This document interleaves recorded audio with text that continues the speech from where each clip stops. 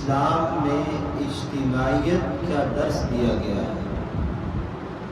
یہی وجہ ہے کہ ہم دیکھتے ہیں کہ ہفتے میں ایک دن جمعے کا دن رکھا گیا ہے تاکہ جمعے کی نماز میں سارے کے سارے لوگ ایک جگہ جمع ہو جائیں، اور دن میں 5 نمازیں فرض کی گئی ہیں، اور حکم یہ دیا گیا کہ مرد حضرات باجماعت مسجد میں آ کر جماعت سے نماز ادا کریں۔ اسلام کی تعلیمات میں ہر کام میں اجتماعیت کا درس نظر آتا ہے تاکہ لوگ ایک دوسرے کے احوال سے واقف رہیں اور ایک دوسرے کی خدمت اور کام آنے کے جذبے کو بیدار رکھیں۔ اس لیے کہ جب کوئی انسان کسی چیز سے واقف ہو جاتا ہے تو پھر اس کی ذمہ داری ہے کہ وہ اس معاملے میں دوسرے کے مددگار بنے۔ یہی وجہ ہے کہ صحابہ کرام رضوان اللہ علیہم اجمعین کی تعلیم و تربیت ایسی آپ نے فرمائی کہ ان کے حالات میں ایسے واقعات ہمیں ملتے ہیں کہ ایک بھوکا ہوتا تھا اور دوسرے کو اپنے اوپر ترجیح دیا کرتا تھا، ایک کو پیاس لگی ہوتی تھی لیکن دوسروں کو پانی پلانے میں لگا ہوتا تھا۔ یہ اللہ کے محبوب صلی اللہ علیہ وسلم کی تربیت تھی۔ ذی الحج کا مہینہ اس اسلام کی تعلیم کے پیغامات اور اس کے نچوڑ کا ایک اجتماعی عمل کا مہینہ ہے کہ اس مہینے میں حج والا عمل ہوتا ہے، اور حج ایک ہی جگہ ادا ہو سکتا ہے، اور اس کی ادائیگی کے لیے پوری دنیا سے مسلمان وہاں پر اکٹھے ہوتے ہیں۔ حج کا اجتماع دین اسلام میں یہ سب سے بڑا مسلمانوں کا اجتماع ہے کہ جس میں ہر زبان، ہر رنگ، ہر فرقہ، ہر مسلک، ہر ملک کے لوگ وہاں پر جمع ہوتے ہیں، اور ایک ہی امام کی امامت میں حج کے رکن ارکان کو ادا کرتے ہیں۔ تو اسلام میں اجتماعیت کا درس یہ سب سے اہم ہے۔ اللہ تعالیٰ نے قرآن پاک میں یوں فرمایا، انما المؤمنون اخوہ فاصلحوا بین اخویکم، اے ایمان والو تم سب کے سب آپس میں بھائی بھائی ہو، اور ایک دوسرے کی آپس میں مدد اور خیال کا تم خیال رکھو، تم ایک دوسرے کی مدد کرو، آپس میں بھائی چارگی والا جذبہ بیدار رکھو اور ایک دوسرے کے کام آؤ۔ تو جب تک ہم اسلام کی تعلیم سے روشناس رہیں گے اور اسلام کی تعلیمات پر عمل کرتے رہیں گے تو انشاءاللہ یہ جذبہ بیدار بھی رہے گا، اور اس جذبے کی بدولت اللہ ہمیں بھی کامیابی عطا فرمائیں گے، اور اللہ اس نعمت کی برکت سے دوسروں کو بھی جو ہے راہ ہدایت پر اللہ آنے کی توفیق عطا فرمائیں گے۔ تو ضرورت اس بات کی ہے کہ اس مہینے میں حج کے ساتھ ہم نے قربانی والا جو عمل کیا ہے، اس قربانی والے جذبے کو، حج والے اجتماعیت والے جذبے کو ہم اور زیادہ بیدار کرنے کی کوشش کریں تاکہ سال کے باقی 11 مہینے بھی ہم اسی طریقے سے زندگی گزار سکیں جو اللہ تعالیٰ کو بھی پسند ہے اور اللہ کے محبوب صلی اللہ علیہ وسلم کی تعلیمات میں بھی ملتا ہے۔ اللہ کے محبوب صلی اللہ علیہ وسلم نے یوں فرمایا کہ اجتماعیت میں برکت ہے، اتفاق میں برکت ہے۔ ایک صحابی نے فرمایا کہ یا رسول اللہ صلی اللہ علیہ وسلم ہم کھانا کھاتے ہیں پیٹ نہیں بھرتا، کیا وجہ ہے؟ آپ نے فرمایا کہ تم کھانا اکٹھے ہو کر کھایا کرو اور اللہ کا شکر ادا کیا کرو اور بسم اللہ پڑھا کرو۔ اب یہ کام کتنا آسان ہے۔ صحابہ فرماتے ہیں کہ ہم نے پھر کھانا اکٹھے ہو کر کھانا شروع کیا، دسترخوان بچھا کر کھانا ایک ساتھ سارے بیٹھ کر کھا رہے ہیں، بسم اللہ پڑھ کر کھا رہے ہیں، کھانے کے بعد اللہ کا شکر ادا کر رہے ہیں۔ اس کی برکت ایسی ہوئی کہ گھر کے اندر جو بے برکتی تھی وہ ختم ہو گئی، جو کھانا پینا مال و دولت تھا اس کے اندر ایسی برکت ہوئی کہ ہم سب کو پورا ہونے لگا۔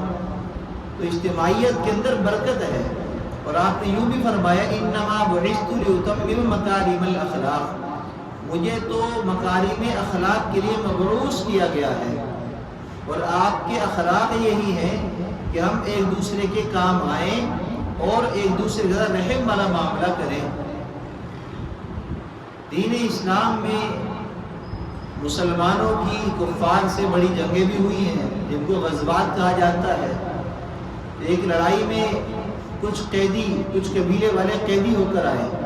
ان قیدیوں میں حاتم طائی کی بیٹی بھی تھی۔ اب حاتم طائی کا تو پوری دنیا کو پتہ ہے، جنہوں نے تاریخ پڑھی ہے کہ بڑا سخی آدمی تھا، بہت رحم دل آدمی تھا۔ اب اس کی جو بیٹی تھی وہ اس وقت تک تو مسلمان نہیں تھے، تو وہ بھی قیدیوں میں آ گئی۔ اللہ کے محبوب صلی اللہ علیہ وسلم کے سامنے جب وہ پیش ہوئی تو اس نے آ کر عرض کہا کہ آپ مجھے رہا کر دیں، اس لیے کہ میں بہت بڑے آدمی کی بیٹی ہوں اور میرا باپ بہت رحم دل تھا، لوگوں کو کھانا کھلاتا تھا، لوگوں کے کام آتا تھا۔ اب میرے قید میں آنے کی وجہ سے لوگ ہم پر ہنسیں گے، تو آپ عرب والوں کو ہم پر نہ ہنسنے دیں، آپ مجھے رہا کر دیں۔ جب آپ نے اس کی یہ باتیں سنی تو آپ نے کہا کہ تمہارا باپ بہت رحم دل تھا، اسی وجہ سے میں تمہیں رہا کر رہا ہوں، اسی وجہ سے میں تمہیں رہا کر رہا ہوں۔ تو اس کے باپ کی سخاوت، رحم دلی، وہ اللہ کے محبوب صلی اللہ علیہ وسلم کو اتنی پسند آئی کہ اس کی وجہ سے اس کی بیٹی کو رہا کر دیا۔ وہ فرمایا کہ یہ تو ایمان والوں کی صفات ہے۔ کیا فرمایا؟ یہ تو ایمان والوں کی صفات ہے۔ گویا کہ اللہ کے محبوب صلی اللہ علیہ وسلم جو تعلیم فرما رہے تھے، جو صحابہ کرام کو دین سکھا رہے تھے، ان تعلیمات میں سب سے اہم تعلیم تو اخلاق کی تعلیم ہے، رحم دلی کی تعلیم ہے، ایک دوسرے کے کام آنے کی تعلیم ہے۔ فرمایا کہ یہ تو ایمان والوں کی تعلیم ہے، یہ ایمان والوں کی صفات ہیں جو تمہارے والد میں تھی، لہٰذا تمہارا والد ایمان والوں کی صفات کے قریب تھا، تو اس بنا پر میں تمہیں رہا کر رہا ہوں۔ تو گویا کہ اس کو رہائی اس لیے مل گئی کہ اس کا باپ رحم دل تھا۔ اللہ کے محبوب صلی اللہ علیہ وسلم نے بھی ہمیں یہی سکھایا ہے۔ ایک بادشاہ تھا، غالباً عالمگیر بادشاہ تھا یا کس کا واقعہ ہے، بیمار ہو گیا، کافی عرصہ بیمار رہا، اس کو لگا کہ میرا آخری وقت ہے، اب ممکن ہے کہ میں دنیا سے چلا جاؤں۔ تو اس نے اپنے وارثین کو بلایا، اپنے عزیز و اقارب کو بلایا اور اپنے محل میں بلا کر مختلف دھاگے جو ہے مختلف قسم کے وہ سب کو دے دیے اور کہا کہ ان کو توڑ دو۔ اب انہوں نے توڑا تو وہ ٹوٹ گئے۔ پھر اسی قسم کے بہت سارے دھاگے اور بھی رکھے تھے، وہ سارے منگائے اور ان کو لپیٹ دیا، رسی بنا دی اور پھر کہا کہ اب تم سب مل کر اس رسی کو توڑو۔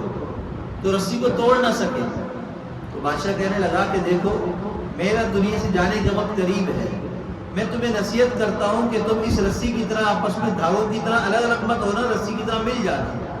اگر تم مل کر رہو گے، اتفاق سے رہو گے، جڑ کر رہو گے، دوسروں کے کام آؤ گے تو تم مضبوط ہو جاؤ گے، تمہیں کوئی توڑ نہیں سکے گا۔ تو اسلام کی اجتماعیت کی تعلیم اتنی بہترین ہے کہ اگر وہ ہماری سمجھ میں آ جائے تو خاندان کے خاندان جڑ جائیں، آپس میں محلے دار آپس میں جڑ جائیں، ایک دوسرے کے لیے رحم دلی والا جذبہ پیدا ہو جائے، آپس میں ایک دوسرے کے کام آنا شروع ہو جائیں۔ اللہ کے محبوب صلی اللہ علیہ وسلم تو اپنے اوپر آنے والی تکلیف کو بھی برداشت کر کے رحم دلی کی تعلیم دیا کرتے تھے۔ ایک مرتبہ ایک یہودی جس سے آپ نے کچھ قرض لیا ہوا تھا وہ آیا آپ کے پاس اور اس نے آ کر یوں سلام کیا، بلکہ اس نے آ کر اپنے قرض کا مطالبہ کیا، اور قرض کا مطالبہ کرتے ہوئے بےہودہ زبان استعمال کرنے لگا، بدگوئی کرنے لگا۔ صحابہ کرام رضوان اللہ علیہم اجمعین بھی بیٹھے ہوئے ہیں۔ حضرت عمر فاروق رضی اللہ عنہ کو بڑا غصہ آیا۔ آپ نے فرمایا کہ اگر مجھے محفل نبوی کا پاس نہ ہوتا تو میں تحقیق کر دیتا تجھے، تو ایسی زبان استعمال کرتا ہے آپ کے لیے۔ تو آپ صلی اللہ علیہ وسلم نے خود کو کہا خاموش ہو جائیے، آپ کیوں ایسا غصہ کرتے ہیں؟ قصور تو میرا ہے کہ میں نے اس سے قرض لیا ہے اور میں نے اس کو بھی لوٹایا نہیں ہے، لہٰذا اب اس کا جو قرض میرے اوپر ہے وہ آپ ادا کریں۔ حضرت عمر فاروق سے فرمایا، وہ فرمایا کہ قرض تو ادا کریں لیکن آپ نے جو اس کو کہا ہے اس کے بدلے اس کو قرض سے زیادہ رقم دے۔ آپ نے ایسا کیوں کہا ہے اس کو؟ تو ایک یہودی تھا، وہ اپنا قرض بے وقت مانگ رہا تھا، ابھی وقت نہیں ہوا تھا قرض مانگنے کا، اس سے پہلے مانگنے آ گیا غصہ دلانے کے لیے، اور اس نے غصہ دلایا بھی، لیکن آپ کو تو غصہ نہ آیا، آپ کے ساتھیوں میں عمر فاروق کو زیادہ غصہ آ گیا۔ انہوں نے کچھ جملے کہہ دیے تو آپ نے اس کو بھی پسند نہیں فرمایا، بلکہ تعلیم یہ دی کہ تم نے غصے میں جو کلمات کہے ہیں اس کی وجہ سے تمہارا جرمانہ ہے تم پر، کہ تم اس کو قرض سے زیادہ رقم ادا کرو کہ تم نے اس کو برا بھلا بھی کہا ہے، تم نے ایسے اس کو کہا، یہ آپ کی تعلیم ہے۔ جیسے ہی اس یہودی نے اس بات کو سنا فوراً کہا کہ مجھے کلمہ پڑھا دیجیے، اور کلمہ پڑھ کر مسلمان ہو گیا۔ کہنے لگا ہم نے اپنی کتابوں میں پڑھا تھا جو نبی آخر الزمان ہوں گے ان کی صفات میں سے ایک صفت یہ ہوگی کہ ان کو جتنا غصہ دلایا جائے گا وہ نرم دل ہو جائے گے اور نرمی اختیار کریں گے، اور وہ صفت میں نے آپ میں پائی ہے۔ آپ نے فرمایا کہ اللہ کا نام رفیق ہے، اللہ کا نام رفیق ہے، اور رفیق رفق سے ہے، رفق کا معنی ہے نرمی، نرمی ہونا، تو اللہ نرمی والا ہے، نرمی کو پسند کرتا ہے۔ یہی وجہ ہے کہ اللہ کے محبوب صلی اللہ علیہ وسلم نے فرمایا کہ اللہ اپنے بندوں سے 70 ماؤں سے زیادہ محبت کرتے ہیں۔ دنیا کی ایک ماں کی محبت اتنی زیادہ ہوتی ہے کہ وہ اپنی اولاد کے لیے نہ برا سوچتی ہے، نہ برا کہتی ہے، نہ برا کہہ سکتی ہے، اور اگر خود کہہ بھی لے تو دوسرے کو نہیں کہنے دیتی، دوسرے کو اس کے قریب بھی نہیں آنے دیتی، اتنی محبت کرتی ہے کہ ہر حال میں اپنی اولاد سے محبت کر رہی ہوتی ہے۔ اس کی محبت کا اظہار کا طریقہ مختلف ہوتا ہے، لیکن ہر ماں اپنی اولاد سے محبت کرتی ہے۔ فرمایا کہ اللہ 70 ماؤں سے زیادہ محبت کرتے ہیں۔ ایک یہودی نے آپ کو سلام کیا اور سلام کرتے ہوئے سلام کا جملہ کہنے کے بجائے آپ کو بد دعا دی۔ جیسے سلام کا جملہ کیا ہے؟ السلام علیکم، اس کا معنی ہے تم پر سلامتی ہو۔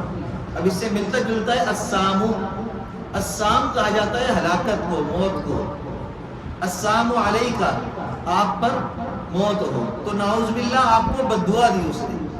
حضرت عائشہ صدیقہ رضی اللہ تعالیٰ عنہ نے سنا تو آپ نے کہا کہ تم پر بد دعا ہو، تم ایسے ہو، تو آپ نے حضرت عائشہ سے فرمایا کہ دیکھو لعنت نہ کرو، اس کو برا بھلا نہ کہو، اللہ برا بھلا کہنے والوں کو پسند نہیں کرتے، اللہ تو نرمی کو پسند کرتے ہیں، اللہ تو محبت کو پسند کرتے ہیں۔ تو ہمیں تعلیم ہماری تو یہ ہے، اسلام تو ہمیں یہ سکھاتا ہے، اور یہی تعلیم کا ایک ذریعہ قربانی بھی ہے، حج بھی ہے، یہ ایام بھی ہیں۔ ان ایام کے اندر جو ہماری عبادات ہیں اگر ہم صحیح معنوں میں ان عبادات کو اختیار کریں تو انشاءاللہ تعالی پورا سال کی زندگی ہماری آسان ہو جائے گی۔ ان تعلیمات کو اختیار کرنا ضروری ہے، صرف سن لینا اور مزے لے لینا کافی نہیں ہے۔ سننے میں بڑا مزہ آتا ہے، کانوں کو لذت ملتی ہے۔ آج ہمارا قصہ تو بالکل اسی بندے کی طرح ہے کہ جو بادشاہ کی خدمت میں آیا اور آخر اس کو گانا سنایا۔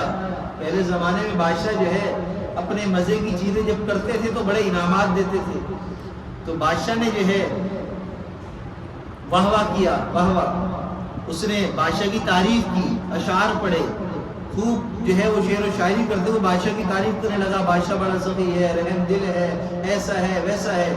بادشاہ نے کہا واہ واہ، اس کی ہر بات کو سنتا تو بادشاہ کہتے اس کو موتی دے دو، اس کو ہیرے دے دو، اس کو جوڑے دے دو۔ اب اعلانات ہو رہے ہیں اور جیسے جیسے انعام کا اعلان ہوتا وہ اور بادشاہ کی تعریف کرتا، یہاں تک کہ محفل برخاست ہو گئی، محفل ختم ہو گئی، وہ بندہ اپنے گھر چلا گیا اور جا کر بیوی کو کہنے لگا آج تو بادشاہ میری باتوں سے بڑا خوش ہوا، اس نے بڑا اعلان کیا، موتی دے دو، ہیرے دے دو، کپڑے دے دو، اب انتظار کرو بادشاہ کی طرف سے انعامات ملنے والے ہیں۔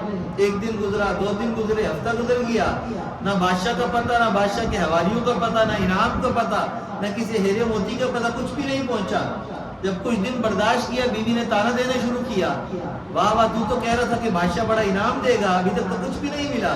کہا کہ اچھا میں جاتا ہوں ذرا بادشاہ سے معلوم کروں، بادشاہ بڑا آدمی ہے، بھول گیا ہوگا، یاد کراؤں گا پھر مل جائے گا۔ وہ بادشاہ کے دربار میں پہنچ گیا، بادشاہ پہچان گیا، ارے یہ تو وہی بندہ ہے جو بڑی ہماری تعریف کر رہا تھا، بڑے اچھے اشعار پڑھ رہا تھا، ہماری صفات بیان کر رہا تھا۔ کہا کہ ہاں بادشاہ سلامت میں وہی ہوں، اس دن میں نے آپ کی تعریف کی، آپ نے بڑے اعلان کیے، آپ نے کہا اس کو کپڑے دے دو، موتی دے دو، غلہ دے دو، سواریاں دے دو، اتنا آپ نے اعلان کیا، لیکن آج تک کچھ نہیں مجھے ملا، آپ کے اعلان کے باوجود کسی نے مجھے کوئی انعام نہیں دیا۔ بادشاہ نے کہا کہ یہ لینے دینے کی بات کہاں سے آ گئی؟ تو نے اپنے بول سے میرے کانوں کو خوش کیا، میں نے اپنے بول سے تیرے کانوں کو خوش کیا، تو تو بھی خوش ہوا، میں بھی خوش ہوا، بات ختم ہو گئی، انعام کہاں سے آ گئے؟ تو آج ہمارا معاملہ بھی یہی ہے، ہم سنتے ہیں اللہ کی طرف سے انعام ملے گا، یہ ملے گا، یہ ملے گا، لیکن کرنے پر ملے گا، صرف سننے پر نہیں ملے گا۔ اچھا اچھے اخلاق اپنانے پڑیں گے.